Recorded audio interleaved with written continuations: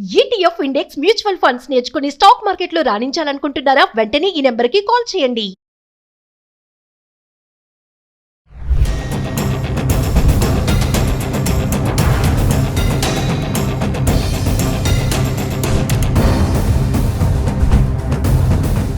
Hello viewers, welcome back to our channel.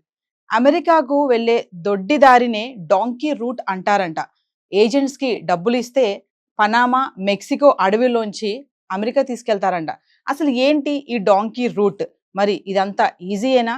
మరి దీని గురించి ఒక్కసారి మాట్లాడుకుందాం. ఈరోజు దీనిపైన మాట్లాడడానికి మనతో పాటు ఉన్నారు centre for human security studies founder and executive director Ramesh Kanniganti గారు. సార్తో మాట్లాడు. నమస్తే సార్. నమస్తే నవీన్ గారు. సార్, ఇప్పుడు యుఎస్ఏ వెళ్ళడానికి డాంకీ రూట్ అని అంటారంట కదా, అంటే దొడ్డి దారి అనొచ్చు అనుకోండి. ఏంటి అసలు డాంకీ రూట్ అంటే ఏంటి అసలు? ఒక్కసారి దాని గురించి ఈరోజు. మీరు చాలా బాగా చెప్పారు. దొడ్డిదారి అని కొలోకియల్ తెలుగు లాంగ్వేజ్లో అంటారు.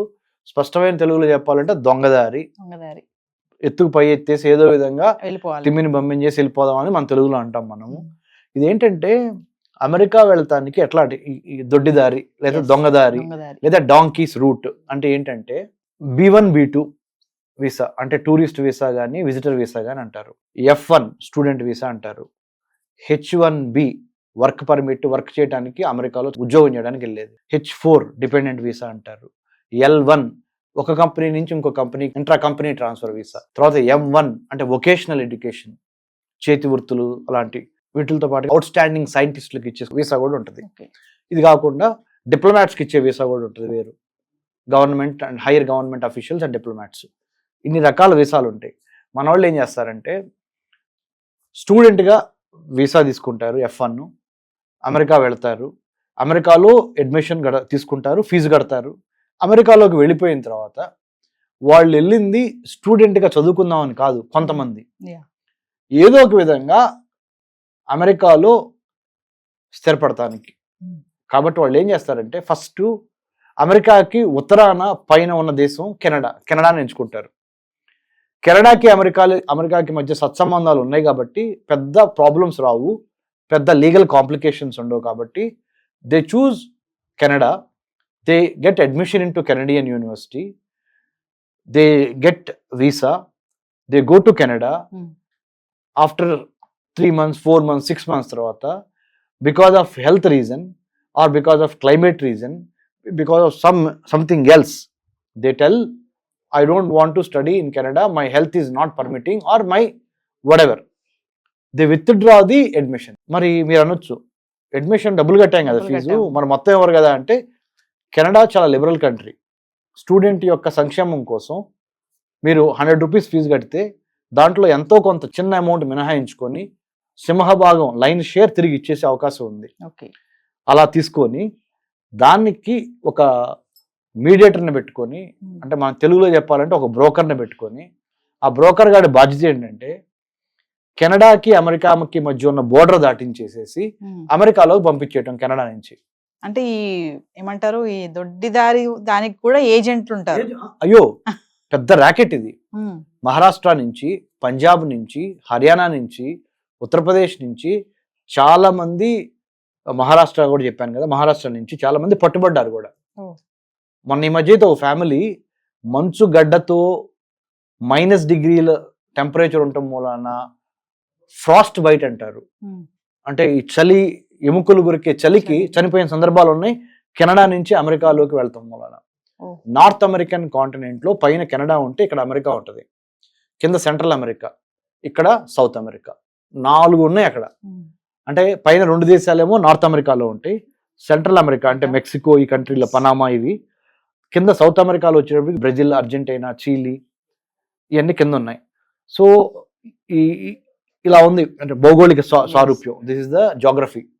సో కింద నుంచి మెక్సికో నుంచి అమెరికాకి వెళ్ళొచ్చు పైకి, పైన కెనడా నుంచి అమెరికాలోకి రావచ్చు. సో 2 వైపుల నుంచి జరుగుతుంది. దీన్నే డాంకీస్ రూట్ అంటారు, ఒకటి. ఇంకోటి ఏంటంటే ఫస్ట్ ఇక్కడ నుంచి ఢిల్లీ నుంచి వేరే కంట్రీ తీసుకెళ్తారు, let's say Honduras or some African country or some Latin American country తీసుకెళ్తారు. అక్కడి నుంచి by boat Mexico, gulf of మెక్సికోలో తీసుకెళ్తారు. గల్ఫ్ ఆఫ్ మెక్సికోలో నుంచి, అంటే గత 5-6 ఏళ్లలో కట్టారు కానీ ఇది ఈ ఫెన్సింగ్, గత 6 ఏళ్లలో అంత ముందులా బోర్డర్ ఫెన్సింగ్ ఏం లేదు మెక్సికోకి అమెరికాకి మధ్య. ఎటువంటి పెద్ద స్థాయి సెక్యూరిటీ కూడా లేదు. సో డ్రగ్స్, నార్కోటిక్స్ అనండి, ఆర్మ్స్ అనండి, హ్యూమన్ ట్రాఫికింగ్ అనండి, ఇవన్నీ కింద మెక్సికో నుంచి పైకి అమెరికాలోకి వెళ్ళాయి.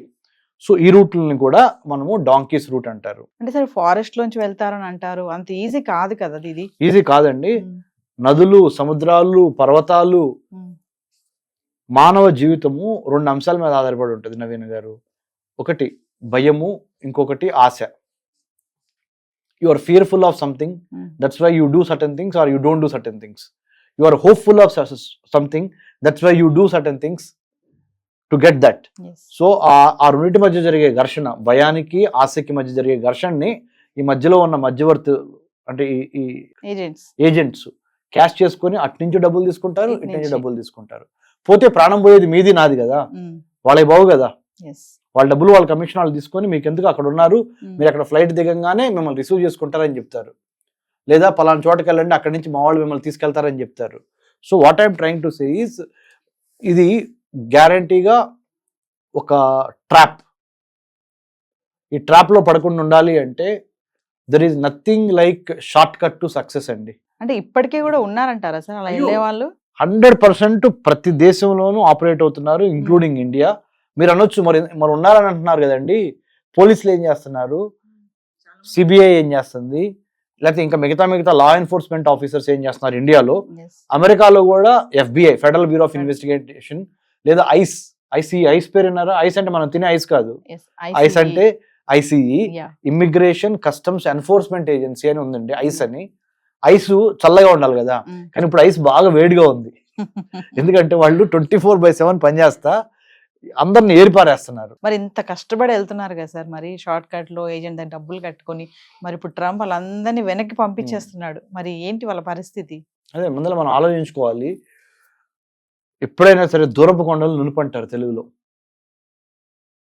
అంటే ఎక్కడో దూరంగా ఉన్న వాటిని చూసి అట్రాక్ట్ అయిపోయి వెళ్ళిపోయే కన్నా, మనము మన మాతృభూమిలో ఏ విధంగా డెవలప్ అవ్వచ్చు అనే అంశాల మీద కూడా we have to think, introspect, analyse and then only take a decision. అంటే వీటన్నిటి వెనకాల కూడా డాలర్ డ్రీమ్స్ అంటారా, ఇలా డాంకీ రూట్ లో వెళ్ళడం అనేది? అదేనండి నేను చెప్తున్నా కదా, ఆశ, తెగింపు, డెస్పరేషన్, ఇన్స్టెంట్ గ్రాటిఫికేషన్. రాత్రికి రాత్రే రిచ్ అయిపోవాలి, రాత్రికి రాత్రే నేను కోట్లు సంపాదించాలి, రాత్రికి రాత్రే నేను పెద్ద స్టార్ని అయిపోవాలి అనుకుంటే మరి ఎంతమంది కష్టపడితే ఒక స్థాయికి వస్తారు లైఫ్లో.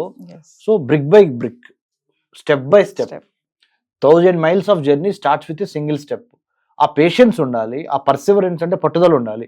Perseverance, patience, planning, preparation. అప్పుడు then you can inspire others. You need to go through all this. So people are not ready and people are very desperate to get things overnight. I think this kind of situations they land in, which is very unfortunate.